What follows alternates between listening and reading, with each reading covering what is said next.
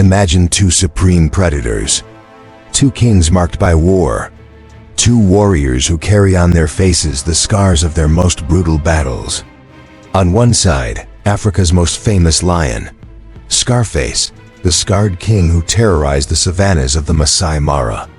On the other, Chota Matka, the killer tiger who left a trail of blood through India's forests. But before we discover who would win in this duel, you need to know the true story behind these myths.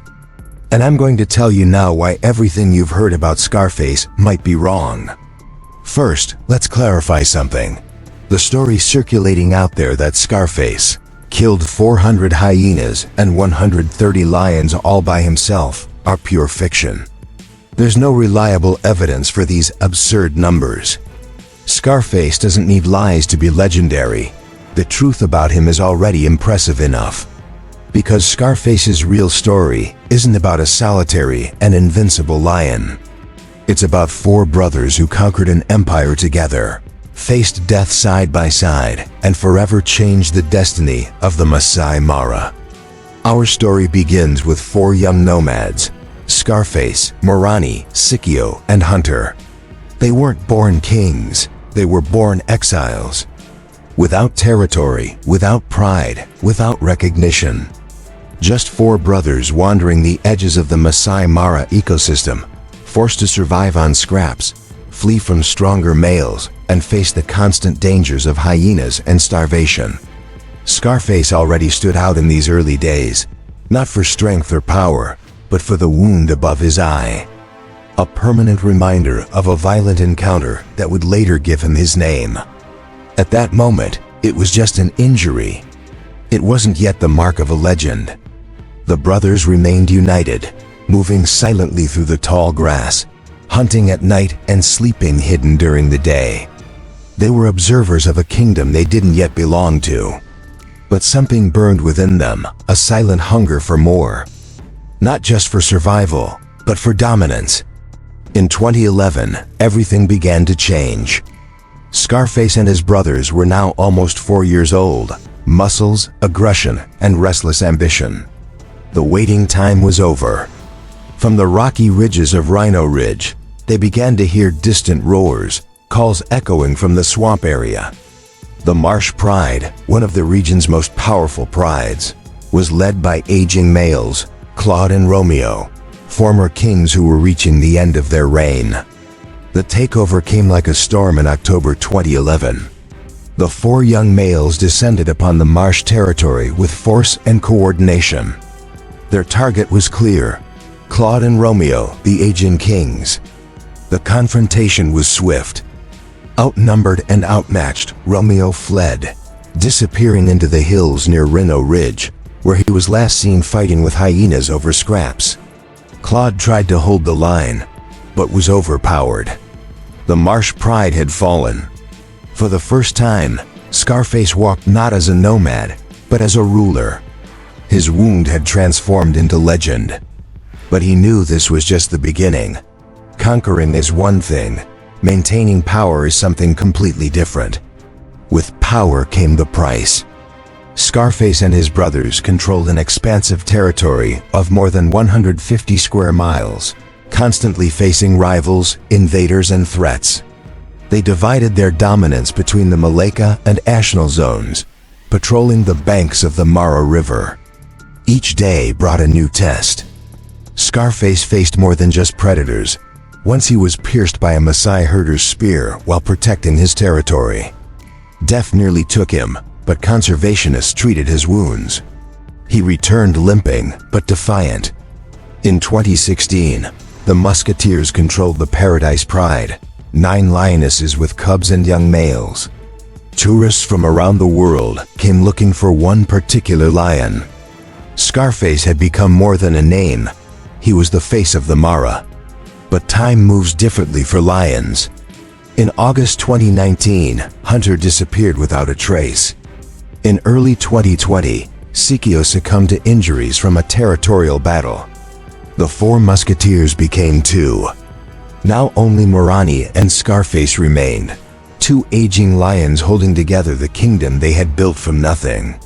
Scarface's steps became slower, his dark mane still thick, but his muscles leaner, his eyes more tired. The Solace boys, a rising trio, watched him from a distance. They were strong, eager, and fully capable of bringing him down. However, when they came face to face, they didn't attack. Scarface roared one last time, not with threat, but with pride, and the younger lions backed down. On June 11, 2020, Scarface died of natural causes. No wounds, no blood, just the end of a life fully lived. Unlike most lions who die in battles or devoured by hyenas, Scarface had the rare privilege of dying in peace. This is the true story of Scarface, not of a mythical killer, but of a loyal brother, a strategic king, and a legend that transcended death itself. But now, it's time to meet his opponent. But first, if you're enjoying this type of content, don't forget to subscribe to this channel and hit the bell to always be notified of upcoming videos.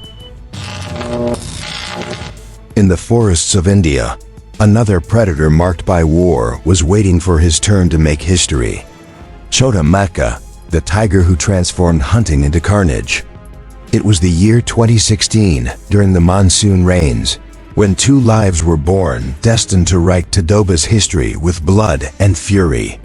Chota Matka, one of the reserve's most experienced tigers, gave birth to two males, Tara Chand and Chota Matka.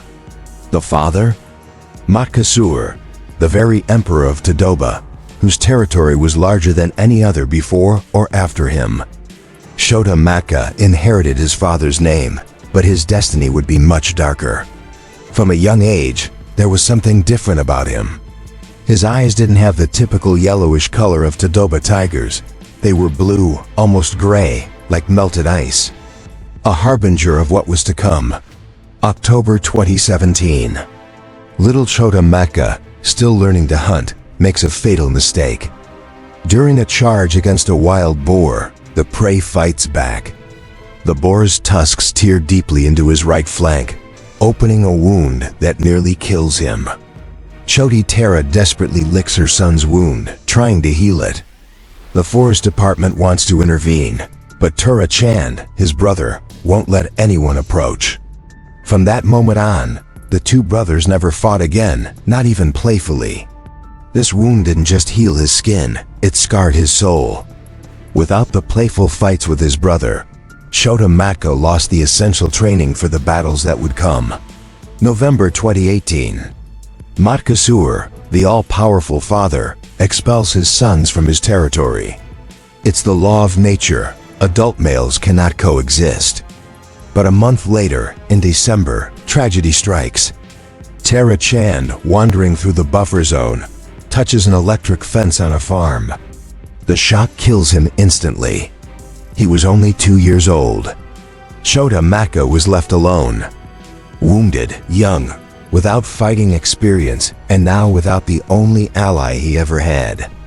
Meanwhile, three predators hungry for power circled the territory: Mowgli, Rudra, and Tala. The years from 2019 to 2021 were the most brutal years of Chota Matka's life. Constantly wounded, always limping, with cuts on his front paws. He was beautiful, perfect jaw, trimmed mane, those mesmerizing blue eyes, but beauty doesn't win battles. Mowgli dominated northeastern Tadoba, controlling Alazanja and Kolara. He was cruel, experienced, relentless. And in 2021, during the monsoon, he did something that would change Chota Matka forever. The fight was so brutal, it permanently disfigured Chota Matka. His upper lip was torn off, leaving a scar that would accompany him for the rest of his life. He disappeared for months, hiding, healing, planning. April 2022. Chota Matka returns, but he's no longer the same tiger. Fed on cattle on the forest fringes, he had recovered his strength. But now he carried something new, a thirst for revenge. The attack against Mowgli was relentless. Chota Matka didn't just defeat him, he exiled him forever. Mowgli was never seen in Tadoba again. But the revenge didn't stop there.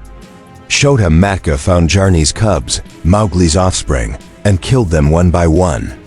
Then he mated with her, ensuring that his lineage would replace his enemies.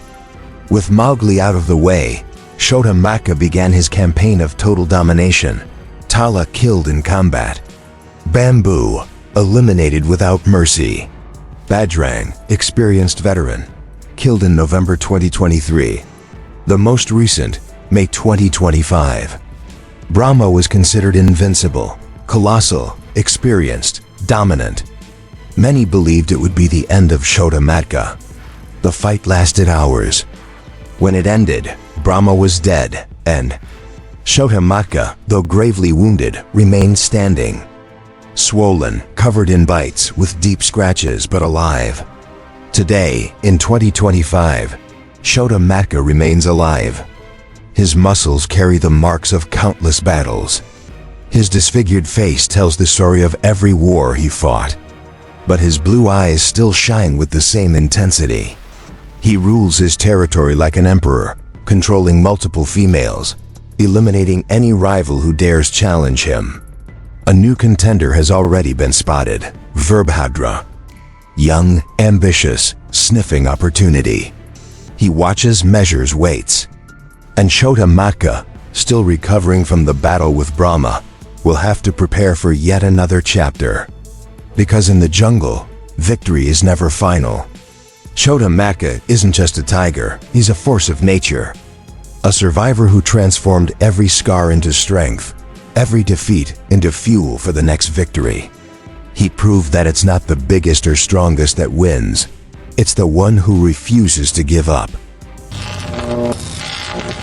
And which one would win a battle? Well, we're talking here about two legendary felines. Lion Scarface has already written his history, and Tiger Chota Matka is still writing his. We don't know under what conditions he'll remain until when, but he has certainly already written his name in history.